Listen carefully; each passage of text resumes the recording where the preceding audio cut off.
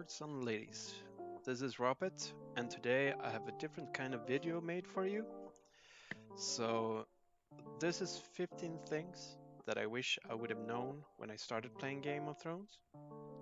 So, of course, like, since the mechanics are always changing and they add new things to the game, the list has kind of become longer over time, and a lot of them didn't exist when I started playing this game at all.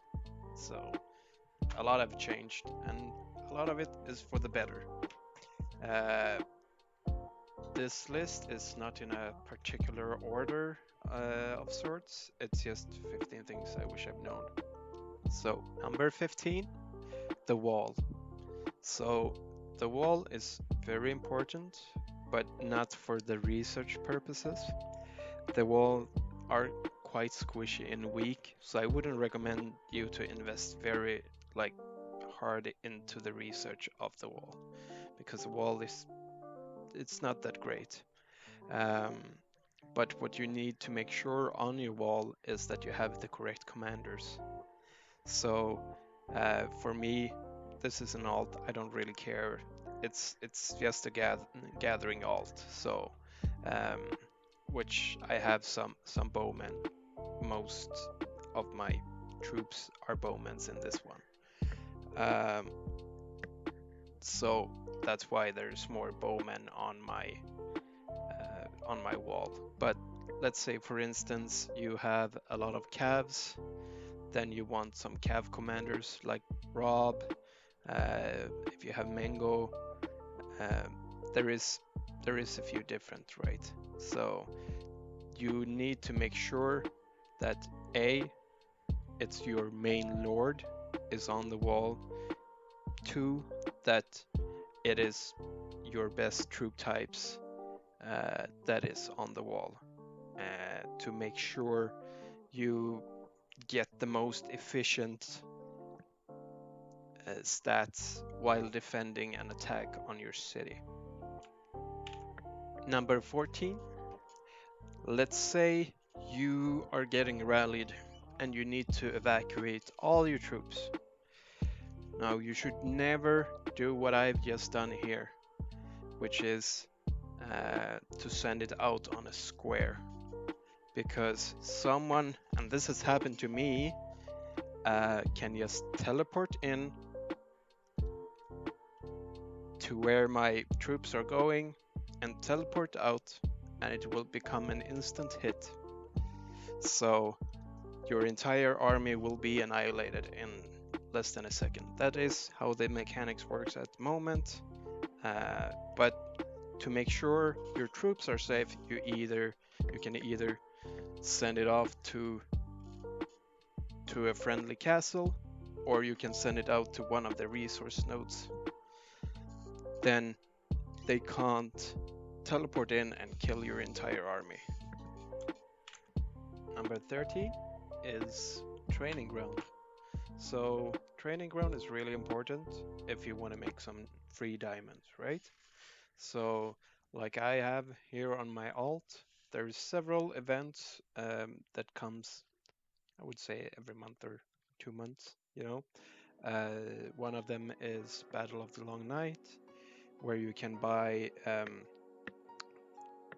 5 keys for 3,000 diamonds each. So it costs kind of a lot of diamonds, right? So what I usually do, I just don't claim the diamonds in the training ground, so I will always have enough diamonds for these events or emergencies, basically. So it's a good way to kind of hoard some diamonds without, you just don't pretend they're there until you need them. Number 12, Recruitment Pass. So even if you're free to play, or if you're a high spender, or if you're a mid-size spender, the Recruitment Pass is always worth doing. Now, there's 3 different. So the first one is free to play. You can unlock some commander shards. In this case, it's Uma medals.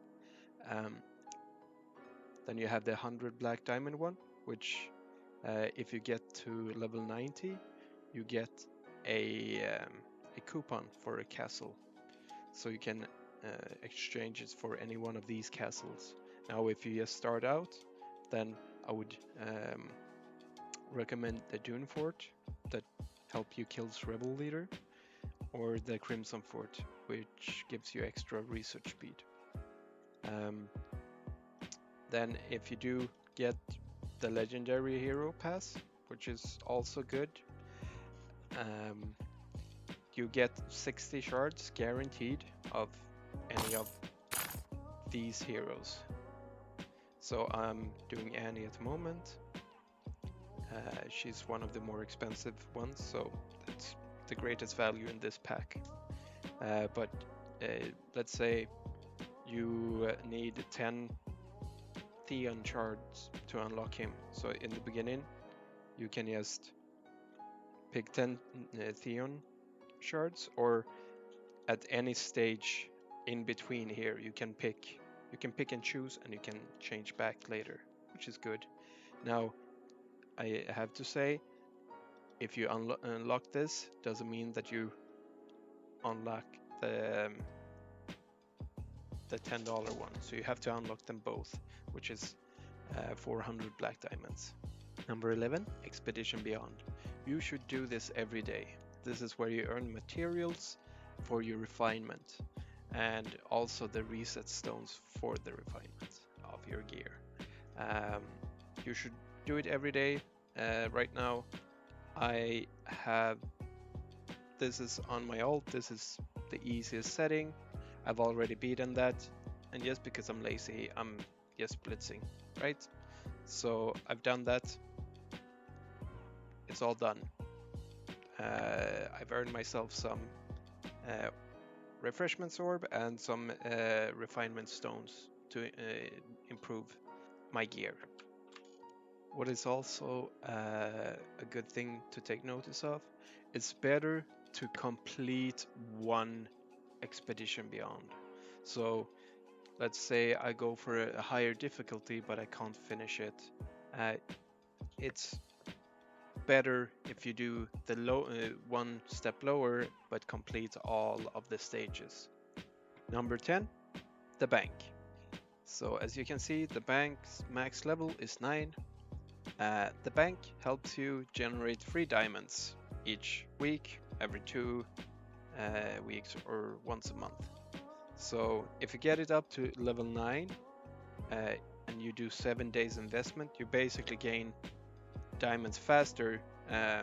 You kind of lose 2,000 diamonds, I think, from if you would do a 30-day investment compared to a 7-day investment, but you'll get diamonds faster. So in my opinion, it's more worth doing the 7 days one than the 30 days one when you have reached the bank level 9, which you should have as a priority in my opinion. Number 9, T2s, aka veteran troops.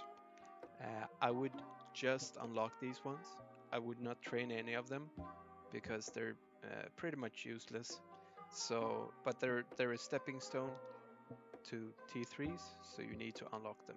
But I wouldn't train any. I would just keep on training some T1s if I need resources, because like the difference between T1s and T2s are when T2s get wounded, they take time to heal.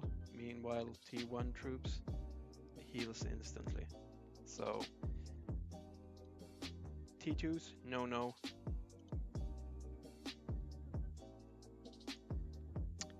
Number 8, commanders that are good for researches. The 2 best one is Soren and Varys. You will get 25% each at gold quality extra to your research.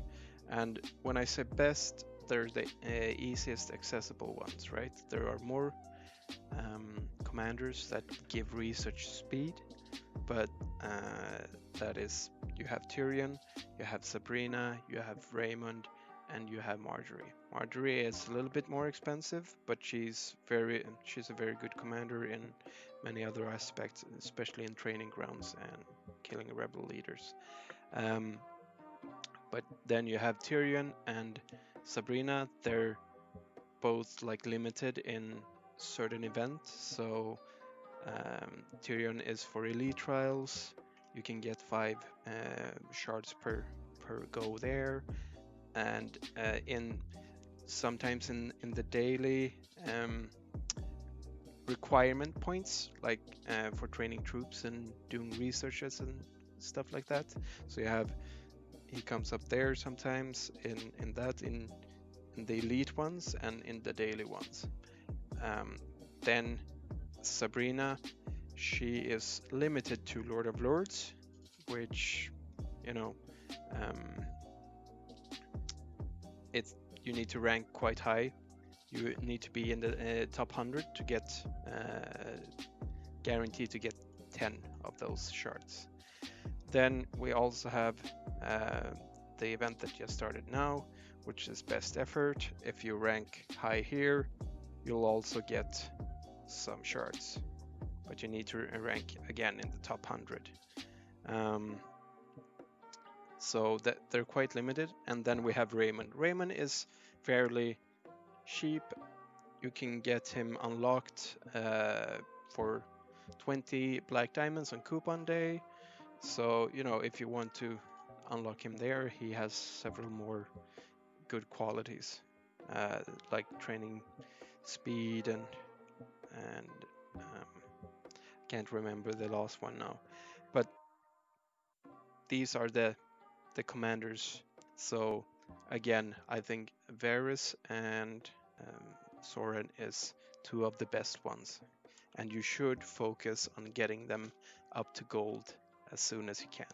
Number 7, Expedition and Pacification.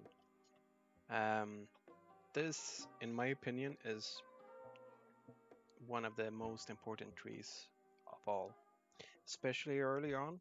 If you can get this unlocked at least to level 3s or 4, it will not only help you out in getting the required materials for the sets that you can craft, but it will also help out the alliance. So the better your research is here, the more rebel leaders you can kill, the more gifts your alliance can get, and the more speed ups and resources you and your alliance get. Number 6, the rebel gear, which is called the Mountain Clan set. So previously, the Mountain Clan set, you could only get it by either buying it in the limited sale, where you can pay 10 black diamonds for 20 chests, or in the shop in the gear rotation. But recently they added so you get X amount of chests during the KVK, so War of the Kingdoms, in solo rewards, which I recommend everyone doing every KVK. So you can get some free Mountain Clan set, which will help you kill rebel leader faster. So yeah, definitely worth reaching your solo points every KVK so you can get some Mountain Clan set.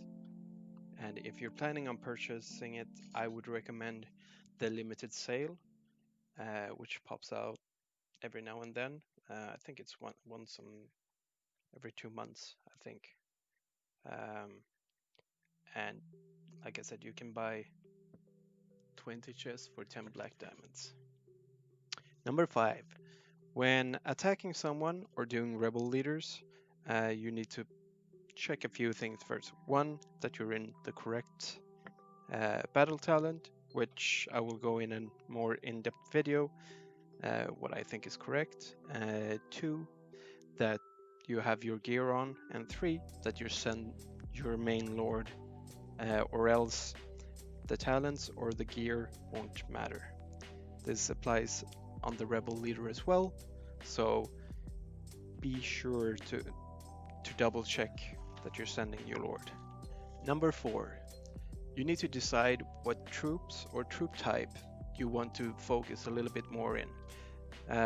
So if you're a mid-spender / free-to-play player, this will help you a lot, because you know what you want to accomplish, you know what you want to focus on, so you can, spend the S medals that you get in a quest, for example.